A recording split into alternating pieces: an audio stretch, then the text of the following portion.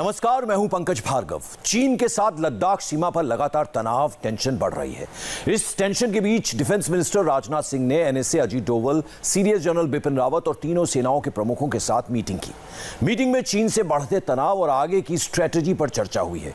इसके साथ ही बदलते मौसम में एलएसी पर सेना को कैसे डिप्लॉय किया जाएगा, इसकी स्ट्रेटेजी पर भी बात की गई। इससे पहले मॉस्को में विदेश मंत्री एस जयशंकर और चीन के विदेश मंत्री के बीच भी मीटिंग हुई थी, लेकिन इन दोनों मीटिंग से आगे क्या हो रहा है वो समझने की जरूरत है, क्योंकि भारत ने चीन को एक बड़ा ट्रेलर दिखाया है और इसकी चर्चा बीजिंग में भी हो रही है।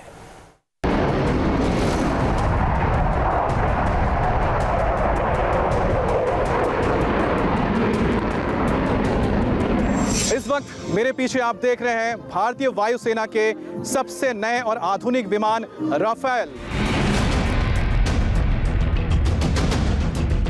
तो आइए मेरे साथ, क्योंकि अब हम जा रहे हैं राफेल के करीब और राफेल को हम और करीब से देखेंगे।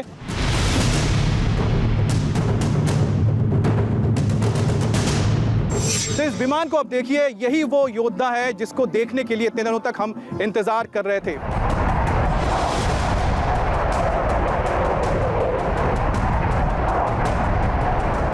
राफेल एलएसी पर ऑपरेशन के लिए रेडी है और इस वक्त तिब्बत फ्रंट पर हालात वाकई बहुत सीरियस हैं। चीन ने लद्दाख एलएसी की दूसरी तरफ 50,000 की फौज इकट्ठा की हुई है। चीन ने अपने मिसाइल सिस्टम तैनात कर दिए हैं और खबर है कि इस वक्त 150 से 200 Chinese fighter jet front line base पर डिप्लॉय किए जा चुके हैं।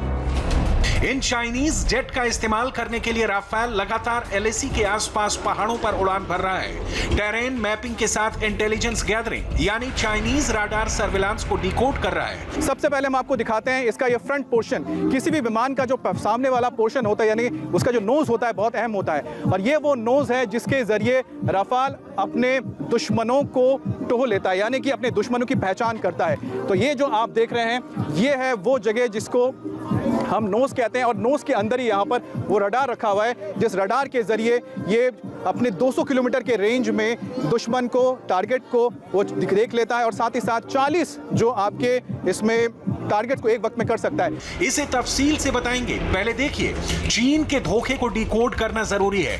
4 से 5 डिवीजन फोर्स इकट्ठा करने के बावजूद चीन इस वक्त नो एस्केलेशन की बात कर रहा है। चीन पर क्यों यकीन नहीं किया जा सकता, अब उसकी सबसे लेटेस्ट मिसाल जान लीजिए।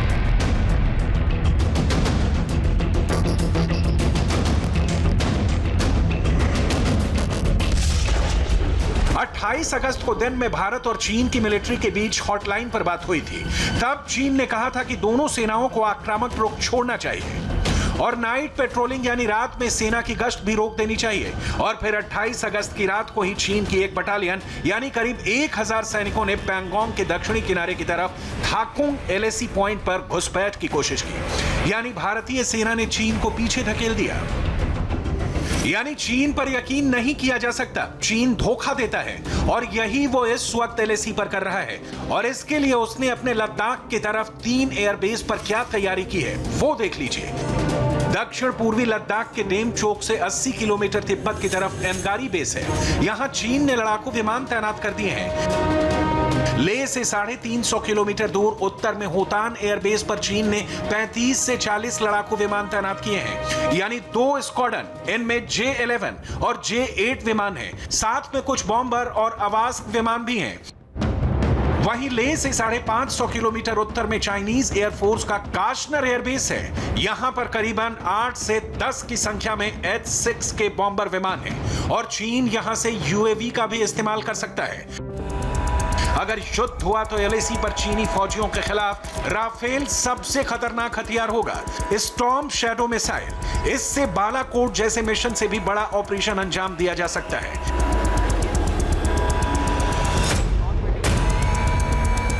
स्टॉर्म शैडो क्रूज मिसाइल की रेंज 550 किलोमीटर है और अगर राफेल इसे सिर्फ भारत की सरहद के अंदर से ही उड़ते हुए लॉन्च करेगा तो वो पूरे पाकिस्तान को कवर करेगी।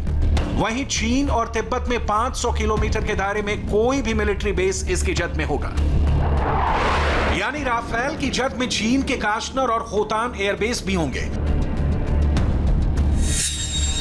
शिनजियांग में काशनर अंबाला से 1000 किलोमीटर की दूरी पर है और चीन का यह शहर उसकी रेंज में आता है। वहीं राफेल तिब्बत में गहराई तक जाकर भी मिशन को अंजाम दे सकता है। कॉकपिट आपको नजर आएगा। कॉकपिट वो जगह है जहां से हमारे पायलट्स इस प्लेन को उड़ाते भी हैं, साथ ही साथ तमाम इसके जो एवियोनिक्स हैं उसको वो कंट्रोल करते हैं। तो ये आप समझिए कि अगर नोज इसके आंखें हैं, नाक है जिसके जरिए वो देखता है और साथ ही साथ सूंघ लेता है अपने दुश्मन को, तो वहीं इसका दिमाग यहाँ पर है जहाँ पर पायलट बैठता है, उसके पास जो कंट्रोल है वो उसका दिमाग होता है जिसके जरिए वो अपने आसपास सारे माहौल के ऊपर नजर रखता है। चीन के फाइटर जेट के खिलाफ राफेल की क्या इक्वेशन होगी, उससे पहले राफेल का बियॉन्ड विजुअल रेंज पैकेज देखिए, यानी ऐसी दूरी जहां देखना नामुमकिन है और वहां तक टारगेट को खत्म करने के लिए राफेल की गेम चेंजर मिसाइल कौन सी है।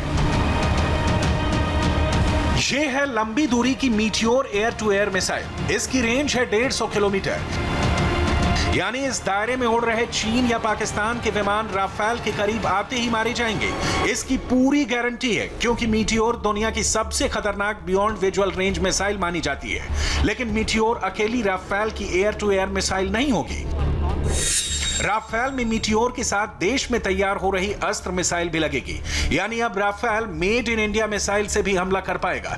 अस्त्र मिसाइल की रेंज करीब 100 किलोमीटर होगी। मीटियोर के मुकाबले अस्त्र सस्ती होगी। मीटियोर की कीमत करीब 20 करोड़ रुपए, जबकि अस्त्र मिसाइल इससे 50% सस्ती होगी।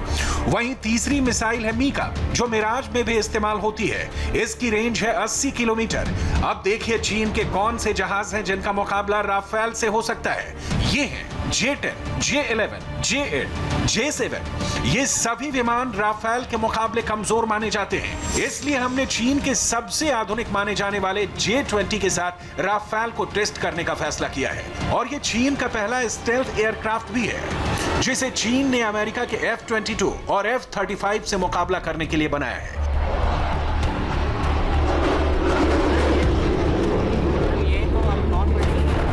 J-20 को चीन 5वीं पीढ़ी का फाइटर बोलता है, लेकिन इसमें लगे सिस्टम इसे हद से हद 4थी पीढ़ी का विमान बताते हैं। इसमें 3री पीढ़ी का इंजन लगा है। ऐसा इंजन भारत के सुखोई विमान में भी है। चीन के J-20 के पीछे रूस का सुखोई 35 फाइटर जेट भी है। चीन ने पिछले कुछ सालों में रूस से सुखोई 35 विमान खरीदे हैं और इसके इंजन भी लिए हैं। इन्हीं इंजनों और उनके सिस्टम का इस्तेमाल वो J-20 में भी कर रहा है। यानी चीन का 5वीं पीढ़ी का जो फाइटर है वो भी चाइनीज टर्म की तरह फुल प्रूफ नहीं है। और चलिए रुकते हैं एक छोटे से ब्रेक के लिए। ब्रेक के बाद देखिए सुशांत ड्रग्स केस से जुड़ी बड़ी खबर।